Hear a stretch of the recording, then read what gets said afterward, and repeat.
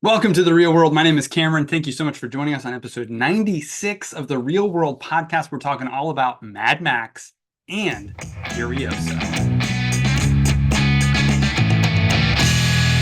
Thank you so much for joining us here on the Real World podcast. We are talking all about Mad Max this week. We are talking about the new film Furiosa, a Mad Max Saga, which is in theaters right now. Highly recommend you go and check that out. We're going to give you our full review of each and every Mad Max film, including Furiosa, and then we'll give you our ranking at the end of the show. But first, let's kick things off as we usually do with some movie news. A Star Trek prequel is now in development from producer and writer Simon Kinberg, who's been a heavy influence on the X-Men films recently. He's a director, a writer, a producer, and now he's jumping over to Star Trek. The plot is said to revolve around humanity's first contact with alien life, which would be a very unique story to be told in this universe. It has not been told yet on screen. So it could lead to a new film series with an all-new cast. No director is attached yet, but I'm very curious to see where this film will boldly go. Marvel Studios hires a writer for the X-Men movie they are developing. Assassin's Creed writer and Hunger Games prequel writer, the writer of The Ballad of Songbirds and Snakes, is on board to pen the script for the first film set in the MCU featuring the famous mutants. If it's anything like X-Men 97, we're in for a real treat.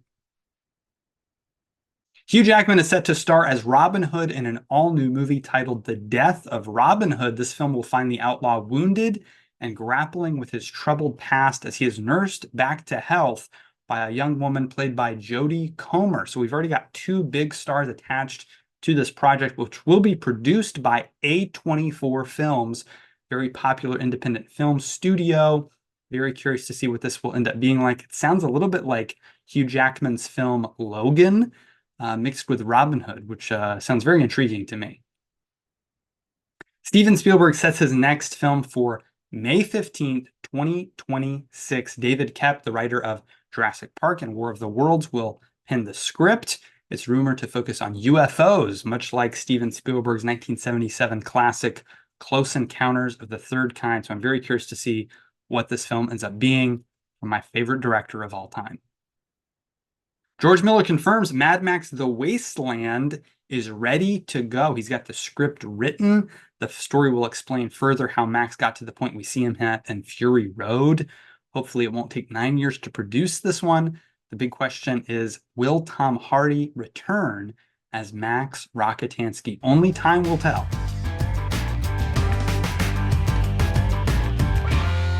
All right, folks, well, that's it for movie news. Now it is time to jump into our main topic, which is the Mad Max movies. This is a film series that's been going on for several decades now. And joining me on this very special episode is Bert. How you doing, man? Hey, Cam. I am just coming up the road here. Right. How's it going? Doing How's it great. going? Doing great. Doing great. Glad Good. you decided to join us here on the road of Fury as we discuss these highly influential movies, these movies that are very unique. Really excited to talk about these films. These are some of my favorite movies. It's one of my favorite film series out there. It's just, so much to talk about with these films. So, you ready to dive in? Let's do it. All right, so here we are with our big Mad Max podcast. I've been waiting a while to do this. This is, like I said up top, one of my favorite film series. I own them all on Blu-ray here. I've got the anthology collection box set. Can't wait to add Furiosa to the collection. We're going to review all these in chronological order by release date. So we're starting back with the original Mad Max from 1979. This film is a cult classic, independent film made for less than $400,000. I mean, it's a really small, budget for this film. It's pretty amazing what they were able to pull off. George Miller and his partner Byron Kennedy, producing partner, they made a short film together.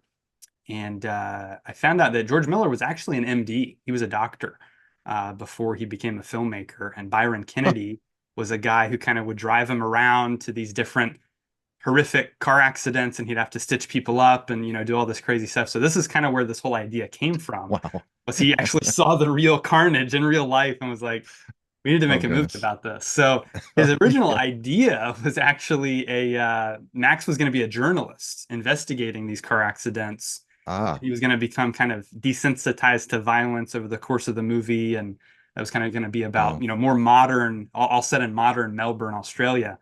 But he wanted Max to have a more active role and be more action oriented, so he made him a cop. And then he didn't really like the cops' uniforms back in the 70s in Melbourne. They looked, very straight-laced. And he's like, nah, I want them to wear all leather and look cool, and I want their cars to be souped up. So he set it in the Right. future. That's, the easy way to fix that problem. So very creative idea. Again, it came from a personal place, which I think is always, cool. And it always kind of, you can tell when there's more passion involved when it's, a kind of more personal story. So Hmm. for him, this was pure cinema, car action movies. He grew up watching a lot of action films. I don't know if he's a musician, but he always has talked about how he views films as visual music or visual rock and roll. And so Mm. that's kind of, his kind of way into a lot of these movies. They're kind of a perfect team, these two guys. I was watching this documentary called The Madness of Max, which I have on this box set. It's a 2.5 hour documentary on the making of this first Mad Max film. It doesn't even Okay. really cover the Nice. other ones at all. It focuses all in on Hmm. this one. And so, um, they were kind of yin and yang. They were very opposite kind of personalities. George Miller was much more quiet and personable and approachable. And Byron Kennedy, the producer, was kind of a wild man. He would kind of push Hmm. them to go further with the action and that kind of thing. So they were kind of a perfect team. Byron unfortunately ended up passing away right after they made the second film. So he wasn't Oh. involved with the third or fourth films, and not with Furiosa either. But um, Mel Gibson, I want to talk about him briefly because obviously this is his kind of breakout role. He was very young. He was only 22 when he got cast as Oh Max wow. Rockatansky in this movie, and didn't have a lot of experience. He was in drama school. In fact, the actor with the most experience was Hugh Keys Byrne, who plays Toe Cutter, the villain in this movie. Oh. Hmm. And he, was a stage actor, pretty well known at the time. And they talked a lot in the documentary about how, once they got all the roles cast, the guys that were playing the motorcycle gang, the bad guys, they really basically became a gang. I mean, they started driving those motorcycles everywhere they went, staying in costume, even offset, they kind of really became this tight-knit group and would antagonize Mel Gibson and all the character actors playing the cops. So it was a kind of reality imitating art in many ways. These guys kind of went method on them, and Hmm. I think that shows on screen though. I mean, I really think the actors all do a great job in this first movie. They really throw themselves into it. It's definitely world building is I think something we're going to talk a lot about because this is sort of a dystopian world. It's not quite post-apocalyptic. There's still kind of a police force around. There's still kind of a Yeah. society somewhat, even though it's definitely falling apart. And it's cool to see that progression go as the movies go Yeah. on. But yeah, this movie, I just think it's really exciting. I mean, they use a lot of low angles on Hmm. the road and kind of, it's all shot in Just like widescreen. So this one. yeah, exactly, right. And so it's all Yeah. widescreen. You can see the landscapes, you can see the car Yeah. action really well. And it has that fast pace, that energy to it that I think is really good. Yet it takes a couple of quieter moments for the characters, you to kind of get to know them and connect with Max and his family. That's obviously at the heart of the story. And so I think it's a really well told story, kind of becomes, in the third act, a revenge story, which is what a lot of these movies deal with. But yeah, I really like how it was shot. I guess in the early 70s, there was a 10-day oil crisis, which Oh. ended up resulting in some violence in Australia, which is Oh. pretty rare. But that was kind of another idea where, George Miller got the idea of, well, what if that lasted for a year or for 10 years? What would society be like? And so that was another kind of Yeah. inspiration. There's only like 30 people in the credits, which I find to be amazing. that such a small group of people pulled this off and made this happen. It's mostly shot on location, which I think, just adds that realism to it. So it's really a stellar achievement, I think, in action filmmaking and independent filmmaking. I Yeah, really, really enjoy this movie. I think it's a solid kind of origin story for our main protagonists throughout this series. So I'm a big fan of this. I think I give it like 4.5 stars. I'm really high on this movie. Really enjoy it. The more I watch it, the more I like it. And that documentary did a lot to kind of boost my appreciation for it. So, Bert, sure. I know you're kind of new to the Mad Max franchise. I think you saw Fury Road first around the time that came Yes, out, and now you've yes, just gone back and seen the other ones. So, very that's curious right. what your thoughts are on this first one.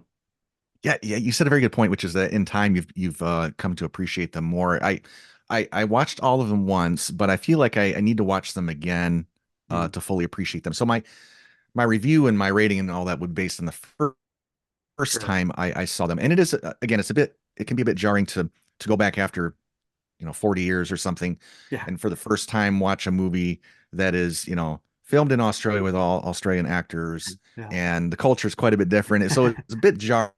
Like Yes. I actually turn on the subtitles for part of it, and I don't always have to do that with say an Australian actor, but and culturally it's just quite a bit removed from what we're Right. used to.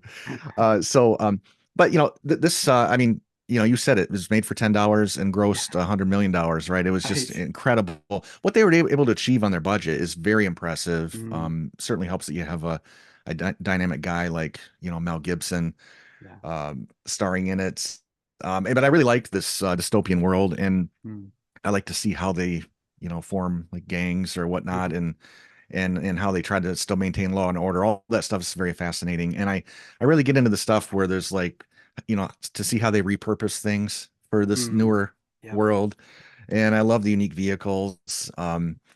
Uh, yeah, and just the road, and throughout this series, I really enjoy how it's kind of like the sort of the signature of these films is that the action typically isn't going to be two people standing one place and fighting, or it's not that kind of thing. It's like it's got to be moving, it's got to be on the road. Like for some reason Yes. it's got to keep on keep moving on the road. So Right. it's so unique and fun. It creates a lot different types of scenarios than you would typically get in action movies. Not that there aren't action scenes or obviously car chases and that kind of thing, Yeah. but Right. these aren't really car chases like any other film, right? Yes. Yes. So that stuff is great, and there's some good interesting characters in this first film. The editing keeps things pretty intense. Mm, And those practical stunts, when they happen, mm, are boy, they're just so violent and yes. effective, and I really appreciate those. Right. And you start to see the little seeds planted for, what will end up becoming with the two most recent films. Mm, I think we get the first pole vault onto a moving car in that's cinema right. history, I'm guessing. Uh, yeah, some really, I did have fun with it. I just look forward to watching it again because I was a little lost. Sometimes I didn't always know what was going on with the plot. Mm, hmm. But yeah, I did enjoy it. Good. Good. Excellent. Great. All right. Let's move on to 1981. So that film came out in 79. Like Bert said, was a huge hit. I mean, it didn't really get a wide release in the US specifically. It didn't really, Mm. hit big. It did well in other territories, though, and it was obviously huge in Australia. Warranted, a sequel, and they wanted to obviously up the ante with the action. Make a much, kind of faster paced, more hard hitting action movie rather than kind of a character drama. So it's kind of bare bones story in the second one, which was titled Mad Max 2 in Australia.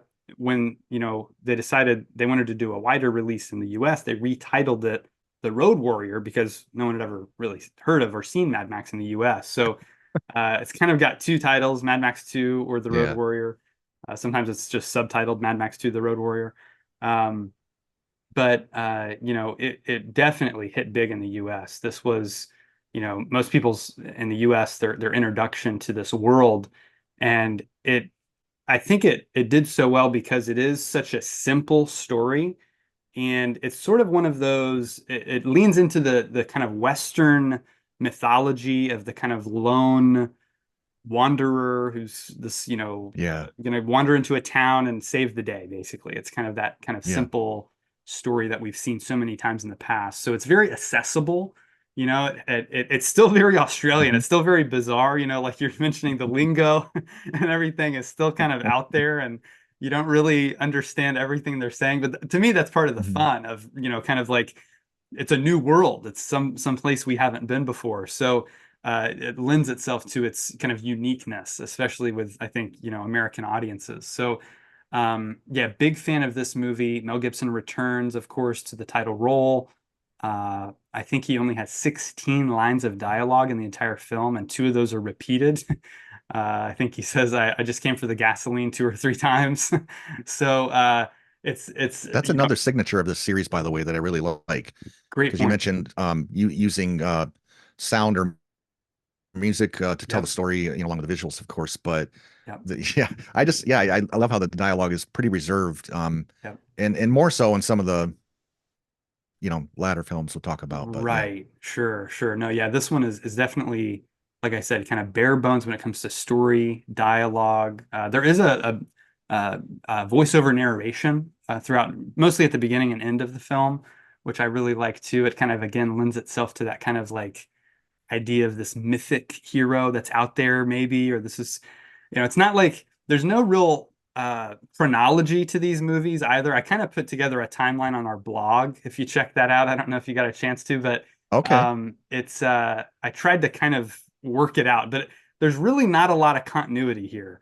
There's actually some things that even contradict one another in the continuity, but George Miller never Interesting. was interested in that. He was always about, we're just telling this Ah, specific story. It's kind of gotcha. an episodic, mythological story that doesn't have a real specific narrative to it. There is a bit of a character arc with Max, especially with the first three movies, but that was never kind of the intention. So Hmm. many uh, critics called this Western on wheels. And because it's kind of like, they trade out horses and wagons for cars True. and trucks Yeah. and stuff like that. So I like that whole element of it. He obviously was inspired by, the Clint Eastwood Westerns, the spaghetti Westerns that he did, the kind of anti-heroes he played. Max is very much a guy who's looking out for himself. He's kind of lost himself. He's kind of a shell of a man after what happened in the first movie, and he's just kind of Right. wandering, trying to survive. But he comes across this colony, and I really like this little colony they build out in the desert. They really built this place, which is pretty impressive, out of school buses and just kind of junk that they could find. And there's all kinds of quirky characters he meets there. The warrior woman, and of course the feral kid is one of my favorite characters. There's these kind of quirky mechanics that are working on the cars and things like that. And it's just Hmm. again further building out this world that's so interesting to me, and the way that they have it all set up. This one's basically exclusively set in the desert. There's really no other locations here. Um, and of course, we have a new antagonist. Lord Humongous is the villain in this one, who's sort of a big, beefy bodybuilder. I think he's from Sweden. I think is where the actor was from. Oh, But they give him this kind of eloquent way of speaking that kind of juxtaposes with his look, which I always find funny. Um, and so it's got a great kind of setup with the characters. The Gyro Captain is another character introduced, played by Bruce Spence, who's shown up in other films. He's even in Star Wars. Um, so oh, another great mix of characters, new characters were introduced to.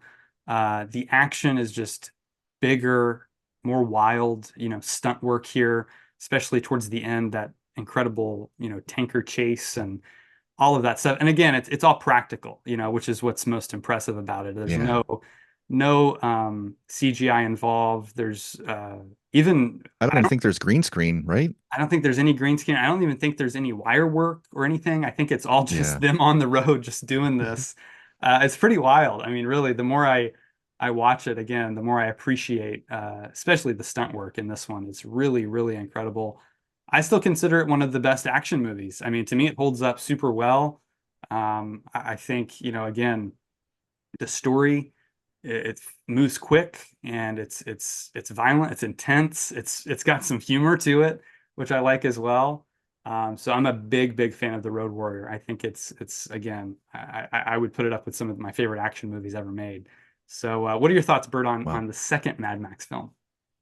Yeah, well, it really stepped it up. I felt like Yeah, I noticed that it to me it looked a little like I feel like maybe they used a little higher grade of film too with probably. this one Yeah. looked a little more polished and that kind of hmm thing. hmm And yeah, just everything felt like it was sort of leveled up, which was Right. always good to see. Um, I'm going to talk a little bit about something you probably wouldn't expect to be talking about, which is gaming.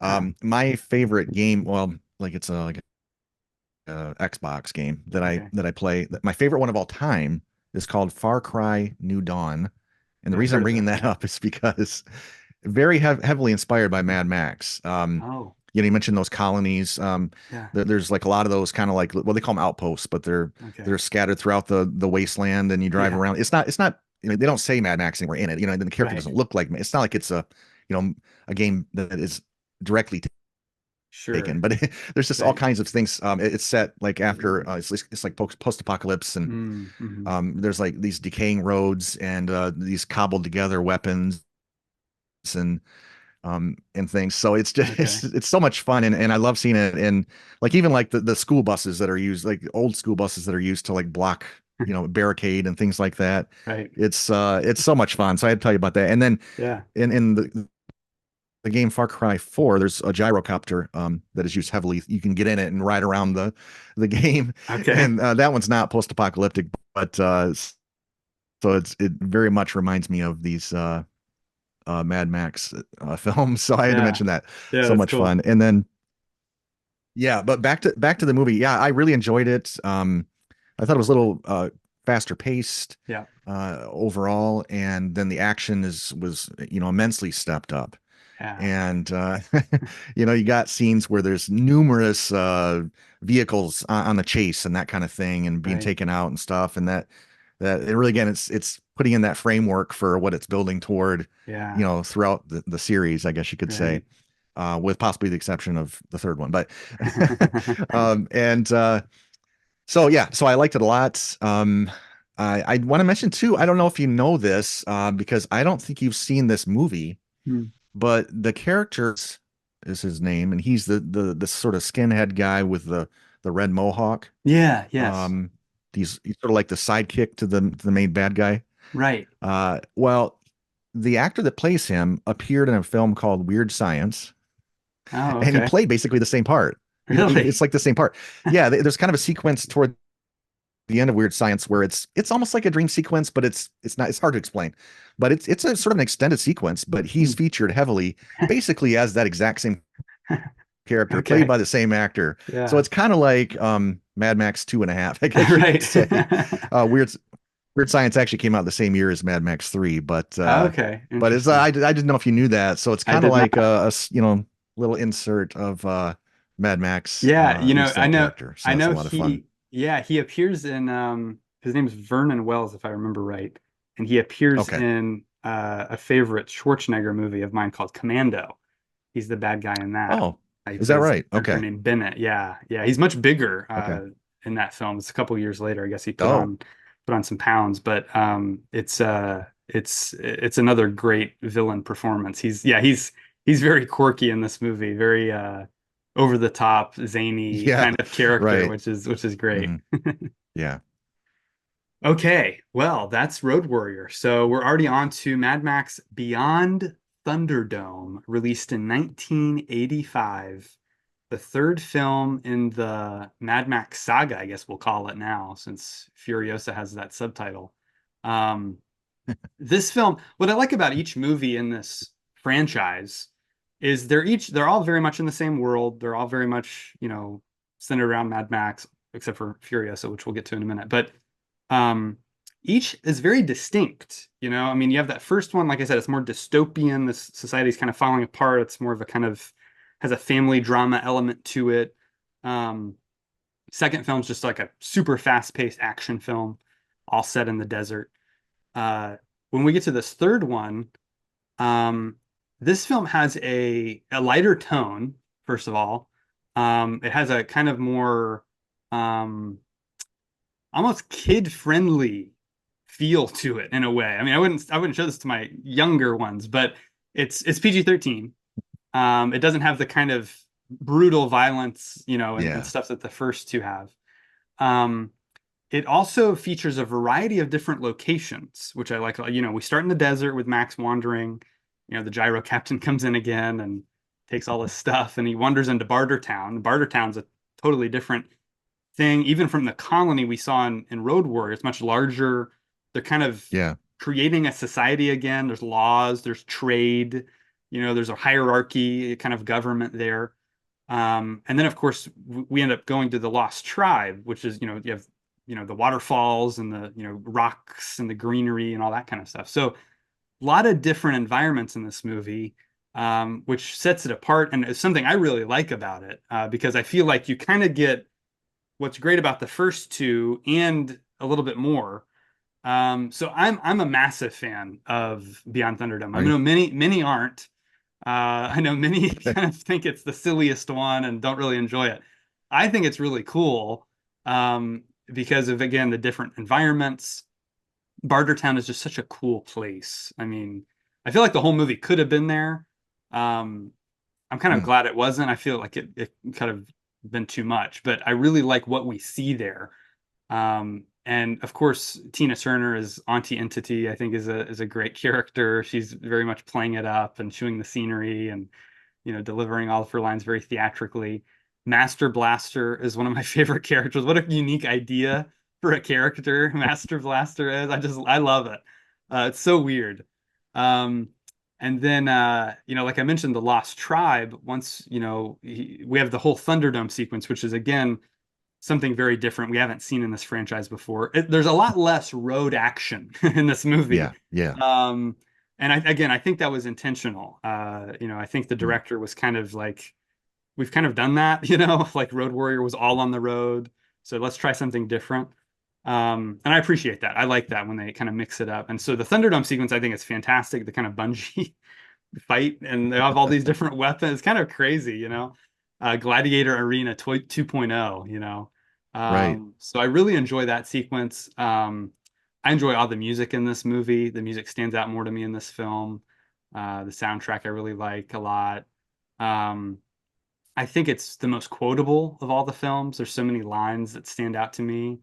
Master Blaster runs Bartertown, and Captain Walker, did we keep it straight? I love all the kids stuff at the end. I think is just so much. It reminds me a lot of Peter Pan and Lost Boys, But I Oh. like how they've kind of created this mythology that they're trying to keep together. And obviously, it was like their parents passed it down to them. They're trying to work it out, these Mhm. stories they've heard since childhood, and they've kind of got it all messed up. But Max is kind of like a messianic figure in this film in a cool way.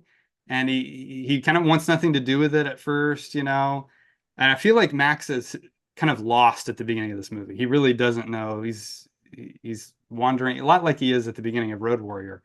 But throughout this film, I feel like he has his best character arc because he kind of rediscovers Hmm.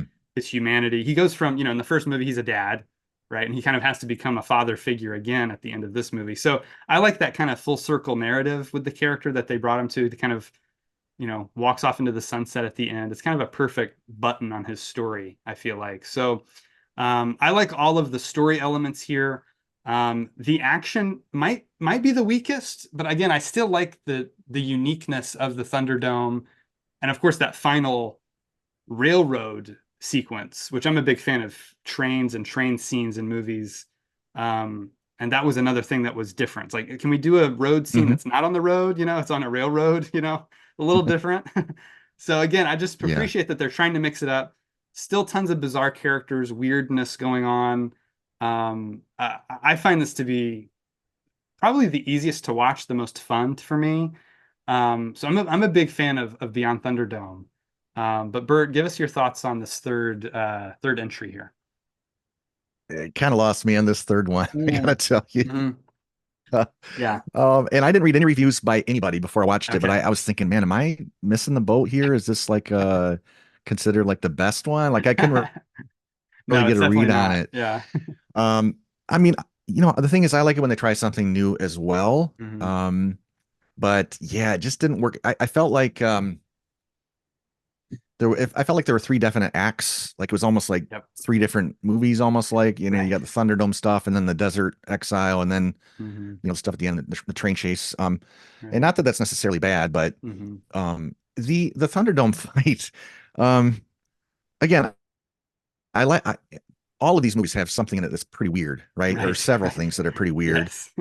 The I I guess I just didn't know why they would be on bungees. I felt like if that enhanced it, that would be one thing, and then it was a bit interesting, in kind of a what's that show, American Gladiator, kind of Right. way. Yeah. Um, but I don't know that it like made it an excellent fight scene. Sure. It was pretty strange. And then the stuff with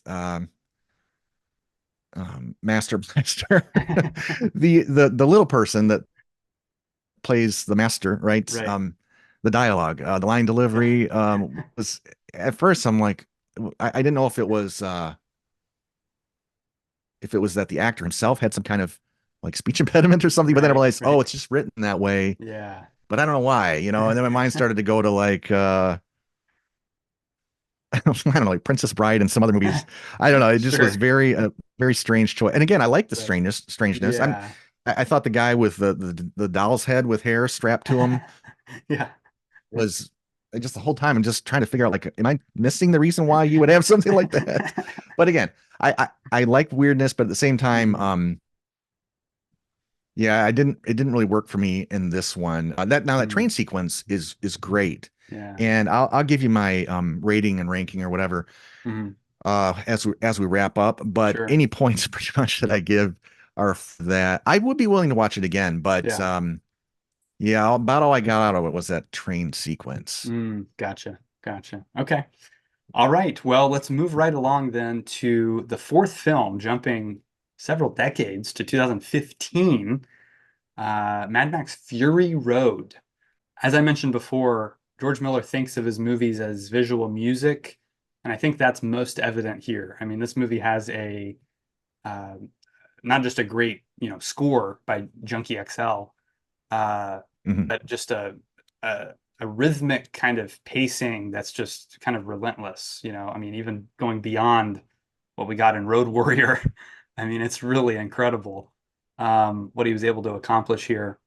It's an incredible feat of action, this movie. I mean, it's like I said, it's really it kind of goes back to the Road Warrior philosophy of like bare bones story and just bonkers Mhm. action nonstop.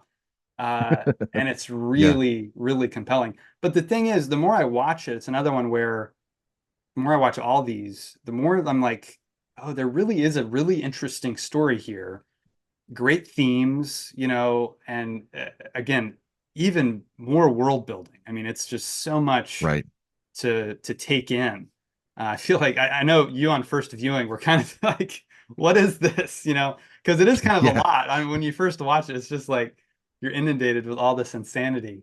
Um, but man, it's so compelling and it's so uh, uh, dramatic, at times, and has great characters, a great mix of characters. Again, a lot of weird. Morton Joe, who I don't know if you know, Hugh Keys Byrne, who played Toe Cutter in the original, is the same actor who plays a Morton Joe in Mad Max Fury Road. but it's not meant to be the same person, right? Not meant to be the same character. No, no, but it's the Okay. same Yeah. actor. Interesting. You just Huh. can't tell because of the way he's, done up. Yeah. Yeah. But it's so it's got a great villain. He's got, all the Hmm. war boys, which this kind of cult he's created around himself, this almost religion, that he has, is just so fascinating. And then, the Citadel where he lives, it has so many different elements to it. And, I like how each movie, like George Miller says, there's not really a strict chronology because he kind of like restarts each movie. Max is back to being a long-haired, crazy wanderer, Yeah. trying to survive. Yeah. I feel like at the beginning of this, he's even more of a barbaric, kind of animalistic character. He's like, Hmm. eating lizards, and you can't even really tell Right. he's human. He's just wandering around, and then they capture him and shave his head, and uh, there's so many interesting things. I mean, them writing on his back, tattooing, what blood type he is and how old he is, and all these different things. And Yeah. there's just so many elements to this movie that's I don't know how. I mean, it must have taken, 3 decades to come up with all this stuff because it's so crazy and wild and out there. But it all makes sense, and it all like there's a reason for all of it if you really think about it. Um, Hmm. it's great, and more crazy, phraseology of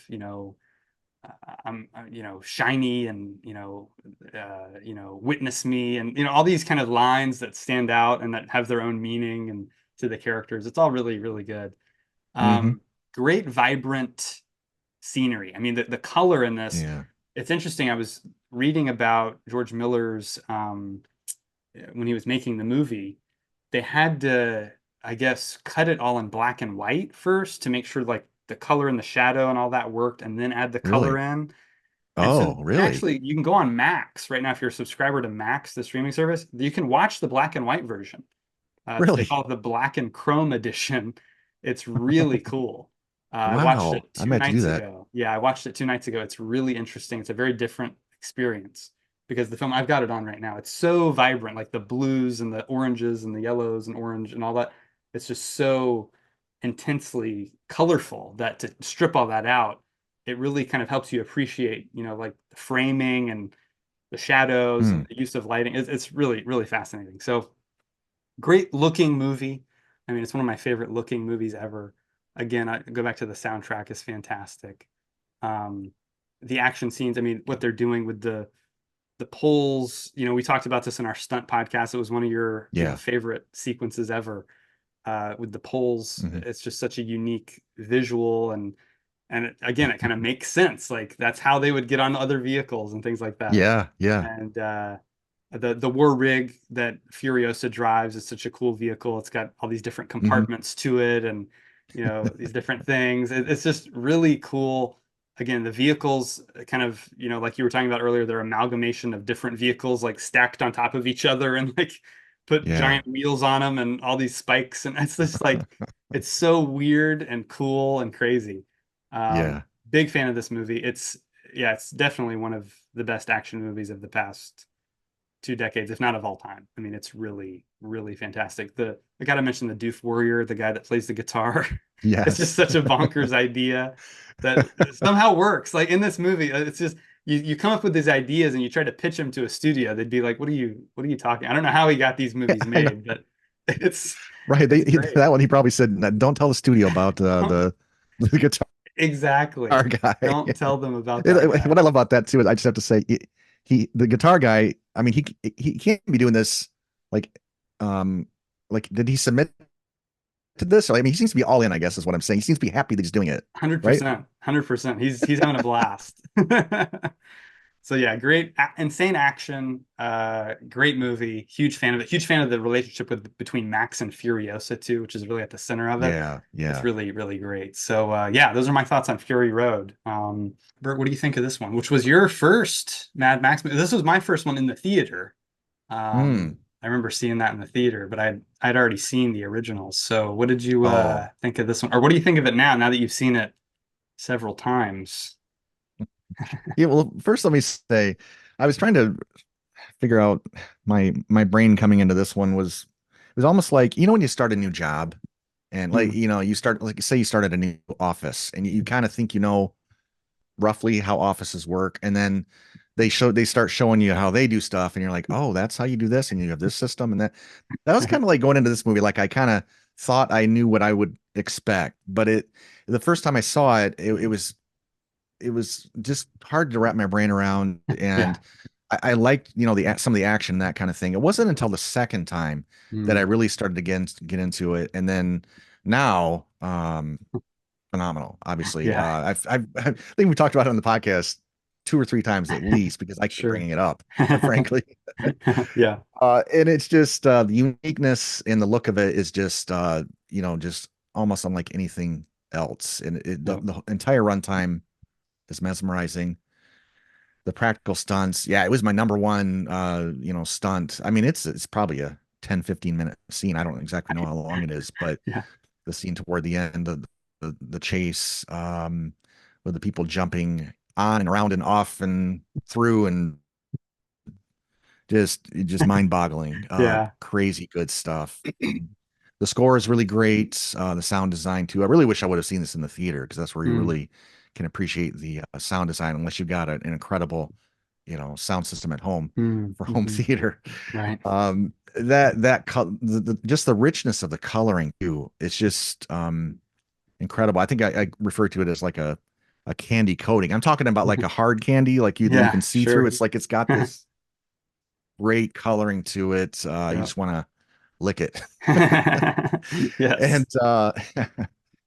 the actors, obviously they don't say much at all, but they are able to really sell the desperation of Yeah. these characters. They are trying to just stay alive through most of the film. Yeah. These main actors, and Tom Hardy does a great job. A lot of his face is obscured as well, and so Mm. he has to do eyebrow acting and that kind of stuff. That's funny. I was just And Char I told you I had it on back here, and it was yeah, at the scene where he finally, gets the mask off, and I clicked to see yeah, the yeah. time code. It's like 45 minutes into the movie. He's got a Oh mask yeah, on yeah. for most of I the mean, film. yeah, and you really it's very effective the way they act the parts because Yeah. it's, these characters are not phased by things that would be very alarming to us. Like these are Right. characters that if they get like I don't know like a nail in the arm, they're not going to pull that out until everything else is cool, and then they're like, oh Right. yeah, just take care of Yes. this little issue. They're very hardened people. Like Yeah, the way the director shows these kind of things, you really it's just very effective. Yeah, it is. Yeah. and and then it's got a great bad guy. I mean, having the mask, it can be risky, I guess you Mm, could say, but here, just as in like the first Spider-Man, I feel like the mm, mask of the bad guy is very, very effective. hmm. This and Morden, I mean, those really scary like skeleton teeth, I guess, Yeah. just are it's so menacing, Yeah. and what happens with that character is particularly wonderful considering that we get to see him again, in the next movie. But Right, right. and then the world building, yeah, the Citadel is really cool. I love seeing all the stuff that goes into like you just get real brief glimpses of this is the ecosystem and this is how they have you know oxygen, frankly, and water and all the ways all the things you need to survive. It's Yeah. plentiful here. It's just withheld from the rest of the population and Yes, except yes. for certain times according Right. to the will of Immortan Joe. Right. So yeah, I can't really say anything bad about it. Mm. Some people might be turned off by the material. It's pretty weird, but Yeah, once I got acclimated, right. I was definitely on board. Yeah, yeah. Mad Max is one that you have to get acclimated to a little bit. I feel like each movie, like we're saying, gets more bonkers. Um, I only have a couple of very minor criticism against this movie, and one of them is Hmm. a couple of ADR moments. Oh, really? When the mask is on Max and he's Oh, riding up um, in the they're chasing after the war rig after Furiosa's left. He has some line about they took my car or something like that. It's a pretty brief line. doesn't he? He Um, goes, "That's mine," like the car. Doesn't well, he say well, that? he has that moment later, Oh, but that's later. that's Okay, later. I'm talking about when, yeah, he was first. He's still he's being used as the blood bag, at the top of the blood front of the bag. car, and he has some line. He's just passing by his car, and he says something like, "They have my car now. I'm used for blood," or he has some. It's a brief line. I can't remember exactly what Hmm. it is, but it's pretty obviously ADR. It doesn't match Oh, what his really? mouth is doing. It's a Oh, very okay. minor thing. I've Yeah. just noticed since I've seen it 20 times. I finally noticed it. So Huh. that takes me out of it a little bit. And the way he survives the car crash in the sandstorm is to me just a little too far, maybe. Oh, he would Um, die like 10 times in a row yeah. from that. But the thing is, at that moment, it goes so far, I should say, it goes far enough into, kind of a little bit of science fiction there True, to where true. I'm like, oh, this is, clearly this is not Right. all on the up and up as far as, yeah, Yes, what you would survive. So I noticed very that too true. the last time I watched it. I'm like, yeah, there's less than 0% It's chance he like survived flipping. that. But He's on the outside of the car and it's flipping. I'm like, that's maybe a little too far, but it yeah, doesn't yeah, take me out of it too much. It's fine. It's still a stellar film. I get a ton of enjoyment out of every time I watch it. Like I yeah. mentioned, the central relationship they build between Max and Furiosa is so interesting. They're, I mean, enemies Hmm. when they meet, they have that great Right, fight right. scene, in the Yeah, desert. yeah. Um, that Nux and the wives are kind of getting a part of too. It's just that's a really fun sequence to watch. That's not a road action scene, but yeah, it's a great arc those two characters have that I really really enjoy. So excellent movie. Great way to continue the franchise, revitalize the franchise. After it had been gone for so long, and then we of course get announced they're doing a sequel. And I remember when Fury Road came out, hearing interviews with George Miller where he's like, "Yeah, I've got kind of a new trilogy planned of three, stories. Fury Road's the first one." And talking about how he had this idea for a Furiosa prequel. And it's funny because they came out with these tie-in comic books that I got when Fury Road came out. This one's about Nux, played by Nicholas Hoult, and Immortan Yeah. Joe. It gives you their Really? whole backstory, which is really cool. And Oh, then they did two on Max, so we find out what Max is doing right before we meet him in Fury Road. Those are both oh, really good. okay. And then Furiosa got her own comic book. But this one, again, all of these basically are like, except for the Immortan Joe one and the Nux one, it's like literally leads directly into Fury Road. Like you could read the comic and then start the movie, and there it is, continues the story. But Oh, okay. Furiosa, of course, this movie that's out in theaters now, a Mad Max Saga. It's her whole origin story. It goes way back, like 15 years before we meet her in Fury Road. So this movie, it's out in theaters. Finally got to see it yesterday. It's been a busy, busy week for us, but we did get to watch it last night. My brother and I. Our reactions on the channel now, if you want to check that out. Yeah, Um, watch that.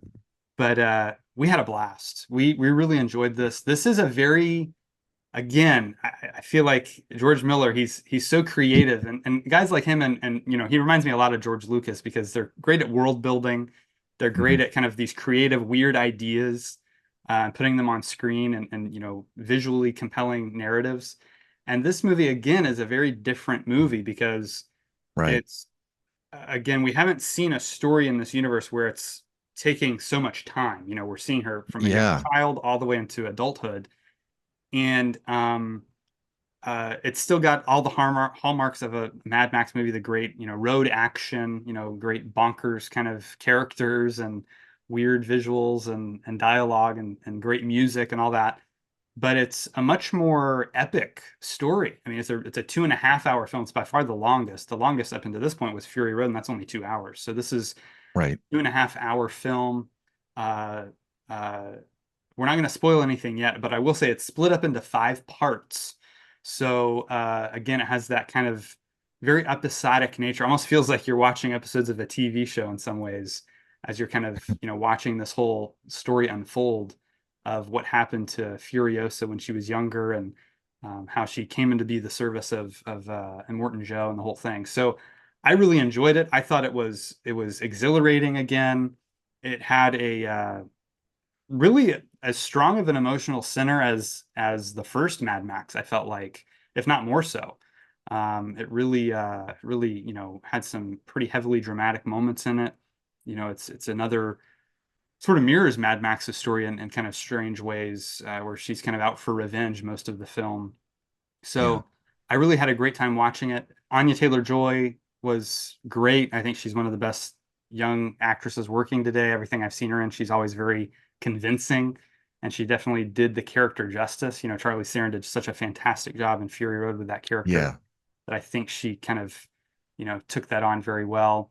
Chris Hemsworth definitely stood out. I mean, he's really hamming it up here, having a blast playing this really insane character, who kind of has a compelling story of his own, Hmm. which, again, we'll get into the spoilers of it in just a moment. But yeah, I'm a pretty big fan of it. I thought it was really well made. Again, it has a different kind of pacing, a slower pacing because of kind of the way it's broken up. But again, still thought the action was really good. This and Fury Road, I tend to prefer the practical stunts, and that's why maybe I'm not quite as high on them as others are. I know there's a ton of practical stunt work in there. Don't get me wrong, but it's most of it is enhanced in some way by CGI. Oh yeah. And I felt like they maybe took that maybe a little too far in Furiosa. There were a couple sequences, great looking shots that just Yeah. I was like, that's clearly, CGI going on there.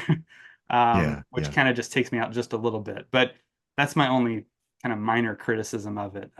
You just have to kind of be prepared for it's not Fury Road. It's not like this relentless, super fast-paced, hard-hitting action movie. It's a much more kind of slowly paced, feels more almost more like a Western in that way, where it's kind of a slower, drawn-out story of someone's life. So, still a big fan. Um, might not be my favorite, but I really liked it. Bert, what were your kind of spoiler-free thoughts on Furiosa?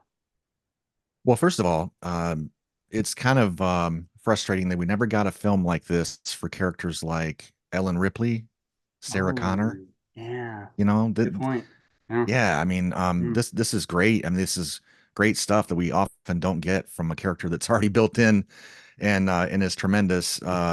Just from the one film that she had with Fury Road. Mhm. So I think that people are thinking about seeing this. I don't think it will disappoint if they like Mhm. Fury Road. Right.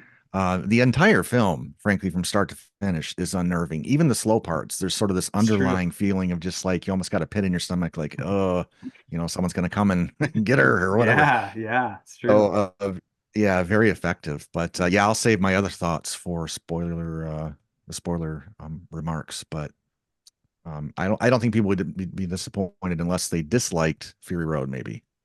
Yeah, yeah, I totally agree with that. Yeah, I totally agree. Let's go ahead and jump into spoilers. Here's your spoiler alert.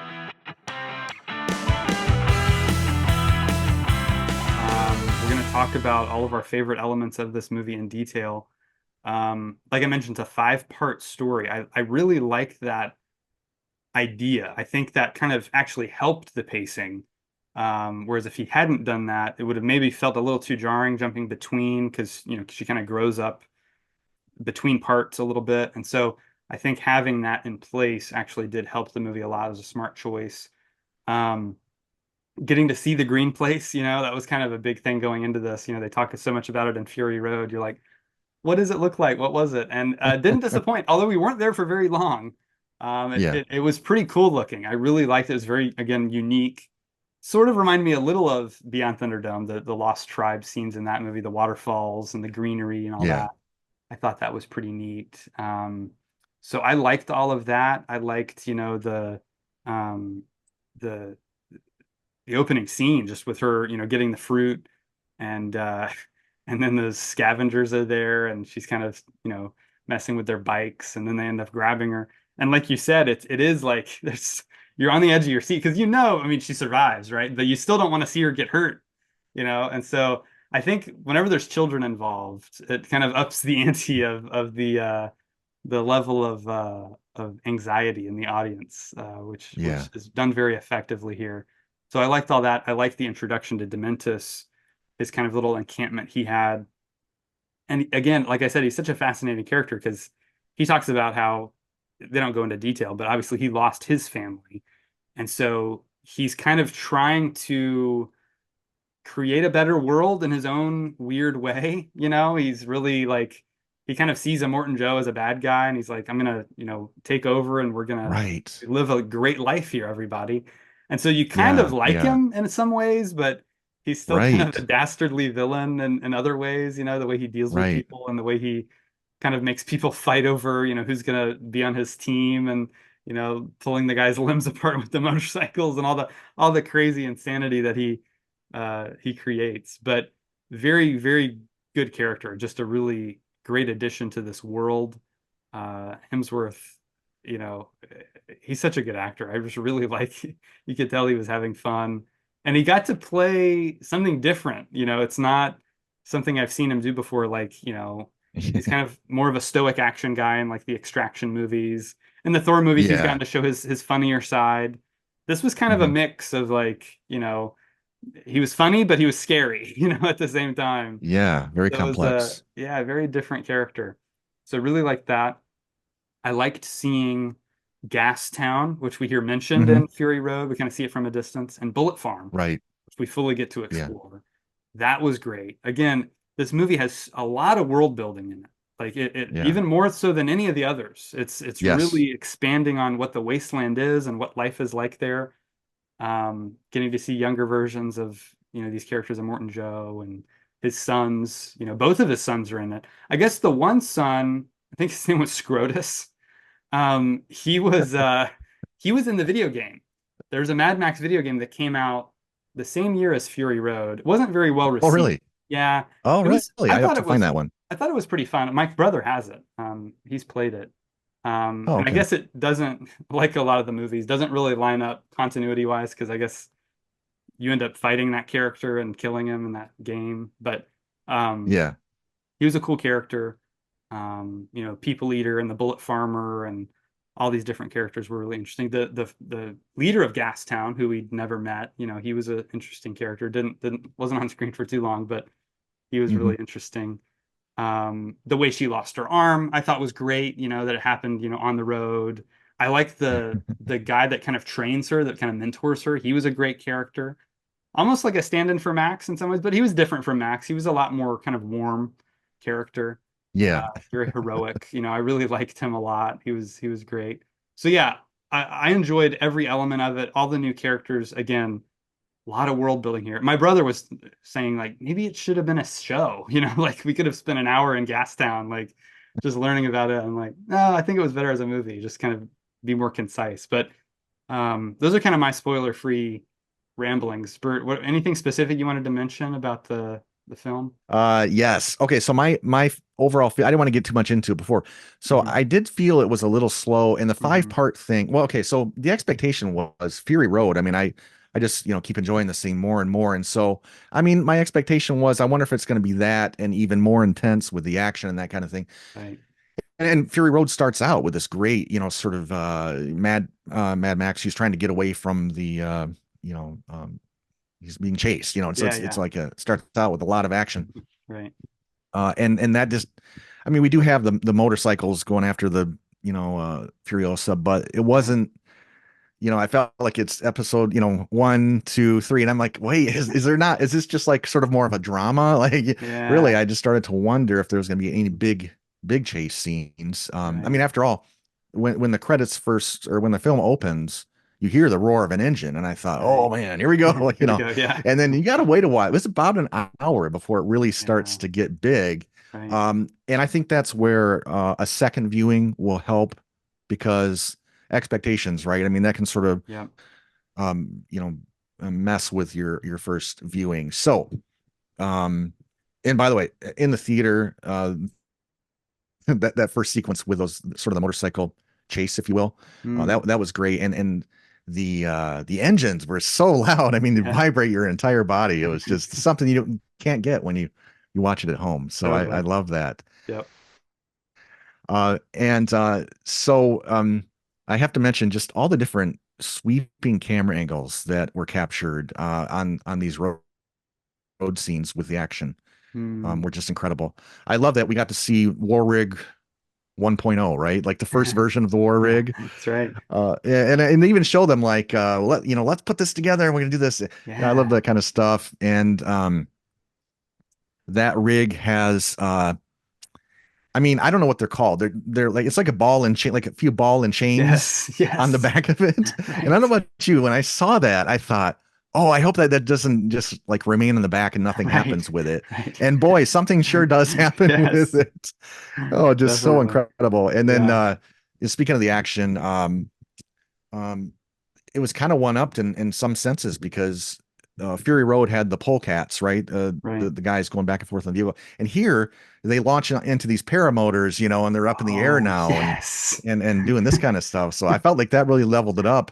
And then Definitely. I got to thinking, well, wouldn't they also then have those on Fury Road? But maybe they ran out of Yeah. parts. Maybe So they ran out. Yeah. Right.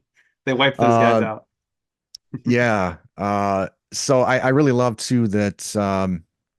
Story wise, we find out there's a lot worse things than just Immortan and Joe, and I think that was really key for George Miller to find something new and not Hmm. just make it about what we already have seen because Right. we see what happens to Immortan Joe and Fury Road. Sure. So I really like that. There's a lot in this world that is frankly just worse. I mean, Yeah. um, Dementis and Immortan Joe at various times almost it's almost like they start to take Furiosa under their wing a little bit, Right. and then they reveal their true colors. Like Right. there's a little bit of that of almost like who's she going to side with? Yeah. Because both have occasionally shown that maybe they're the better choice. Neither's a Right. good choice. Right. But I love those kind of things. Like it's that Yeah. quandary of like, should I go Hmm. with this bad guy or Uh-huh. that bad guy? Yeah. Yeah. And That's true. yeah, and I love to see Furiosa kind of because I knew that she was going to kind of rise up. Because how does she get to the point where Morton Joe trusts her enough to run the rig? So I love Hmm. seeing that progression. You know, she kept Yeah. getting promoted, right? Right. Right. Yeah. uh, Chris Hemsworth as Dementis. As we are talking, just I just really felt his character. He had his family taken away from him, and so he's very troubled. And Mm. he's found that he does what he does because he's been wronged, you know. Yeah. So even if he's got to wrong some other people, Right. he's gonna, you know, make things good and make things, you know, better for everybody. It's just very Yep. misguided. Hmm. But you know, Hmm. I like that character work there. Yeah. Now, Chris Hemsworth himself, though, I thought he was very good. It's just that there were moments where um, it was a little bit not jokey, but it was a little bit light, and it kind of started to take me into like Thor, Love and Thunder Yeah. territory, Right. Sure. just a little Yeah. bit, just a little bit. Right. The Right. prosthetics helped, and Yeah. I don't think Sure. it's obviously not Chris Hemsworth's fault, but overall, I Right. thought he did great. So I don't Yeah. want to say that it was too jokey or something like that, but Right. there were moments Hmm. where I saw that little bit of like Thor, Right. Love and Thunder, and I thought, Yeah. oh, don't go in that direction with it. Yeah. This Yeah. isn't, Yeah. you know, comedy per se. Right. So yeah, but he is kind of a monster, Yeah. and so is Immortan Joe. So you know, justice is served. But I like how by the end, Dementis is just absolutely just brought down Mm. to the ground Yep. with Furiosa triumphant, and she can do with him whatever she wants. Right. And so to see that kind of climax was great. I did feel like a little tighter cut might have been better Mm. in that first hour, but Hmm. I think I'll appreciate it more, like I said, on my second viewing. Right. Right. Great. All right, so yeah, those are our thoughts on Furiosa. We want to know what you think of this movie in the comments below. Make sure you check it out this week. If you haven't already, let us know what you think. Now it's time to rank the Mad Max film. Now, for me, this is super difficult because, again, like I said, it's one of my favorite film series ever. Huge fan of all the movies. All of them are over 4 stars. I think they're all over 4.5, actually. They're all, Wow. I really am a huge fan of this world that George Miller has created. And I'm just a big fan of each of the films, again, because they're each so unique and just the filmmaking, the visual storytelling, the music. I mean, and especially in these last two movies, Junkie XL, he's one of my favorite Yeah. composers, and Yes. he gets to go wild. That's what I like about these movies. The stunt guys get to go wild. The Yeah. effects artists, um, it's so cool. The production design. We didn't even talk about like the costumes and everything, Yeah. like Yeah. the makeup. It's really incredible. The It's really sets. Yeah. just yeah, the sets they build. It's amazing. But Yeah. this is the task at hand. So we're going to go ahead and rank them, starting at the bottom with our least favorite at number 5. Bert, what do you have at the bottom? That's where I've got number three, the third film, I should say, Beyond Thunderdome is it? Beyond Thunderdome. Yeah. Thunderdome. Yep. Yeah. Gotcha. And I think, as you know, I said before, it's just, I didn't really get this one. I'd Hmm. be willing to watch it again, but I mean, there were parts that were literally a little bit cringy, with like that one character too. So Yeah. yeah, I'm honestly I'm at 2 stars. Okay. I mean, I'm coming that completely different perspective. You know, I mean, this Yes. first time I've Sure. ever Sure. seen these. Right. So yeah, but unfortunately, yeah, I didn't really like it that much. Yeah. I'd be curious to what you thought if you had seen this when it was released in 85, Mhm. if you had been a big fan or not. That would be an Probably, yeah, interesting. probably. I mean, Yeah. yeah, again, it's the comparisons to what Right. I currently really enjoy, which are Sure. other films in this series. Right. So Right. Right. it's tough, and I'm kind of thinking, am I going to see a lot of that kind of stuff? Well, that's not really Right. fair, but back in the day, I wouldn't even know about that. I probably would have True. liked it quite a Yeah. bit. Right. But that train sequence again Yeah. was really fantastic. Yeah. Excellent. Okay. I'm gonna give you my number five. It's difficult to put this one at the bottom, but I am putting the original Mad Max at number Okay. five. Okay. I think it's a great movie. It's obviously the roughest, they were just Yeah. a bunch of guys out in the desert doing this for the first time. But look, it's a very compelling story. I appreciate it more and more. The practical stunts that these guys were literally risking life and limb doing is really impressive. It's got also a great opening character introduction. It takes like 5 or 10 minutes for us to actually see Max. And it's just a great introduction. You kind of see like his boot, you'll see him like in the mirror, and then they fully reveal him. It's a really good character introduction and a pretty bombastic opening sequence. So big fan of that one, but it ended up at number five. Bert, what do you have at four? Yeah, that's where I've got the first Mad Max. Okay, Yeah. okay. Yeah, good story. They did a great things with the budget, and Hmm. you really feel that R rating with the action. It's so Right. intense and It is. crazy. Yeah. Yeah. But and I'm probably at 2.5, 3 stars on that. Okay, great. Mhm. Um, On to number four. My number four is the most recent film, Furiosa, a Mad Max Saga. I think it's Really? just going to take some time for it to sink in. Oh yeah. I mean, I literally saw it last night, so I'm just kind of still fresh in my Yeah. mind. Like I Right. said before, maybe a little too heavy on the CGI. Mm. Maybe there are some pacing issues with it. Um, Again, minor nitpicks, but that's where I have it currently. Even though I gave it, 4.5 stars, just like I did the first one. So, but that's what I have at number four right now. So, Bert, give us your number three. Mad Max 2, The Road Warrior is my number three. Mm, And good one. very good film. I'm probably at 3.5 stars on it. Um, it just doesn't entertain me, as much as much more I don't know, I don't even want to say complex, but Mm, bigger film sure. like some of the newer ones. Gotcha. Yep. Yep. Yeah. Sure. That makes sense.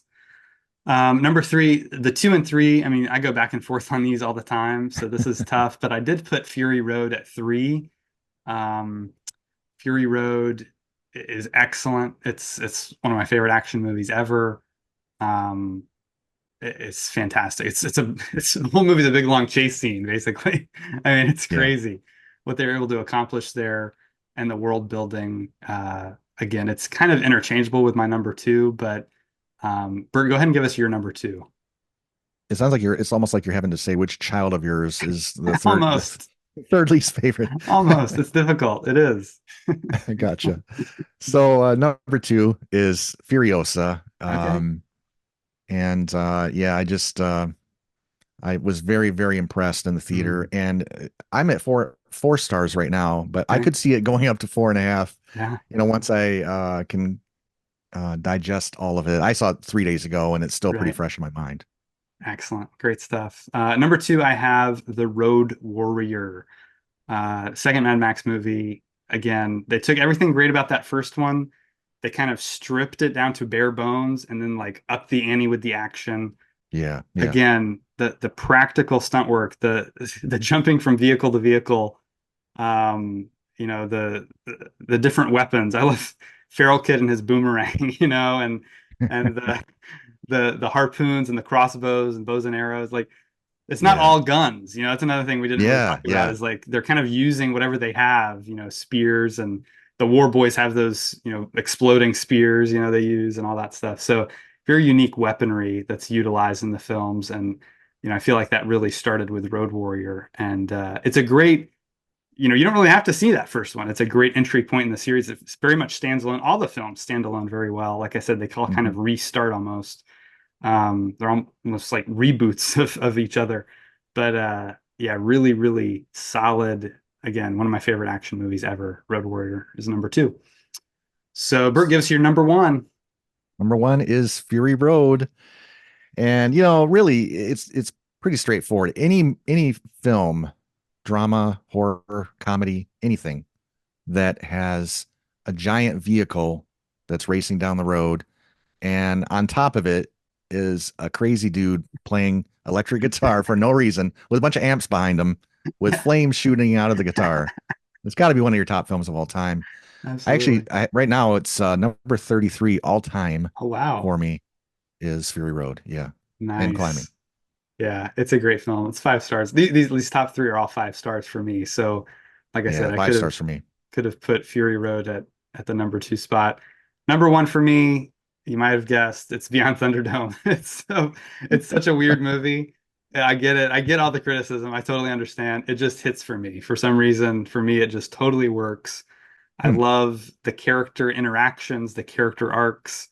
The Thunderdome sequence I think is super fun. The railroad scene at the end is fantastic. All the different environments we get to go to. Um, Really, we haven't seen that since I guess Furiosa is the closest one that comes to this one as far as the different locations. Yeah, All the yeah, other films are pretty singular in their locations, but yeah. great stuff. Really big fan of again all these movies. I think they're super fun. They're again the worlds that are created here are so unique. They just Hmm. stand out. There's really nothing like Mad Max. There's other movies that have kind of tried to imitate it. Basically, any dystopian movie, from Book of Eli to I Am Legend to any other kind of post-apocalyptic kind of world has certainly drawn inspiration from Mad Max. But to me, none Yeah. of them have really matched it as far as certainly as far as the zaniness goes. But even as far as just the hard-hitting action intensity that these films have. There's really nothing like them, and they're very Australian. They're very different from what we have here in America, which again just makes me like them even more because Yeah. there's nothing like them out there. So great stuff. Anything else you wanted to mention, Bert, before we wrap it up? Just that the films just grow on you over time and it's hard to Yeah, explain. true. My wife watched the first 20 minutes of Fury Road and she said that was the weirdest thing I've ever seen. She didn't watch the rest of it, but Yeah, I didn't blame her. It's not her kind of stuff. But sure. yeah, if you get a foot in the door, you'll want to jump through the door, I think, you know. I think so. Yeah, give them a shot and let us know what you think. If you haven't seen any of these, if you've seen all of them, leave your ranking below. We really want to know how you rank these movies. The ranking of Bert and I's lists are quite different. So I feel like everyone kind of has their own unique, favorite here out of these films. So let us know in the comments below your favorite Mad Max movies, your thoughts on Furiosa, if you got a chance to see that. You can check out our reaction on the channel right now. I'm about to do a Blu-ray review of this box set of the Mad Max Mm. anthology. So be on the lookout for that. Um, Thanks again, Bert. This was a fun one. I've been waiting a long time to do this one, so I'm glad we finally got around to it. Yep, it's a fun trip. Thanks, Tim. Absolutely. Yes. Thank you again so much for joining us. Make sure you hit the like button, hit subscribe, hit the bell so you get notified of all our videos, and we'll see you next time right here on The Real World.